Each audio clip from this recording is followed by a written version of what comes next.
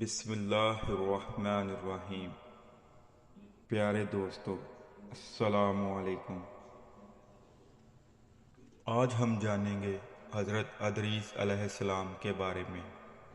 آپ کا نام نوح ہے۔ آپ حضرت نوح علیہ السلام کے والد کے دادا ہیں۔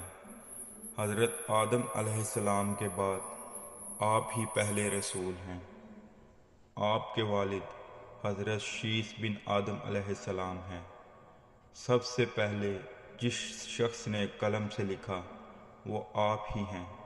کپڑوں کے سینے اور سلے ہوئے کپڑے پہننے کی ابتدا بھی آپ ہی سے ہوئی۔ اس سے پہلے لوگ جانوروں کی کھالیں پہنتے تھے۔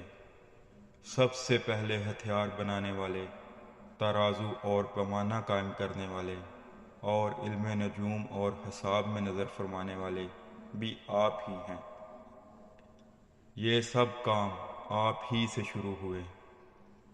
اللہ تعالیٰ نے آپ پر 30 صفحے نازل فرمائے اور آپ اللہ تعالیٰ کی کتابوں کا بکثرت درس دیا کرتے تھے۔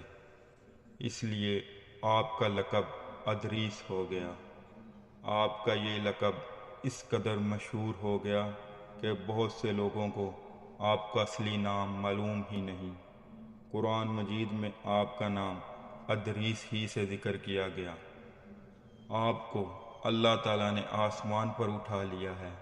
بخاری اور مسلم کی حدیث میں ہے کہ حضور صلی اللہ علیہ وآلہ وسلم نے شب معراج پر حضرت ادریس علیہ السلام کو چوتھے آسمان پر دیکھا۔ کعب احبار رضی اللہ تعالیٰ عنہ وغیرہ سے مروی ہے کہ حضرت ادریس علیہ السلام نے ملک الموت سے فرمایا کہ موت کا مزہ چکھنا چاہتا ہوں، کیسا ہوتا ہے؟ تم میری روح قبض کر کے دکھاؤ۔ ملک الموت نے اس حکم کی تعمیل کی اور روح قبض کر کے اسی وقت آپ کی طرف لوٹا دی اور آپ زندہ ہو گئے۔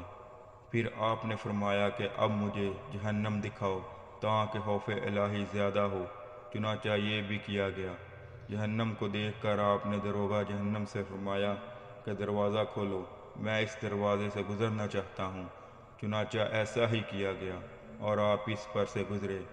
پھر آپ نے ملک الموت سے فرمایا کہ مجھے جنت دکھاؤ۔ وہ آپ کو جنت میں لے گئے۔ آپ دروازوں کو کھلوا کر جنت میں داخل ہوئے۔ تھوڑی دیر انتظار کے بعد ملک الموت نے کہا اب آپ اپنے مقام پر تشریف لے جائیں۔ آپ نے فرمایا کہ اب میں یہاں سے کہیں نہیں جاؤں گا۔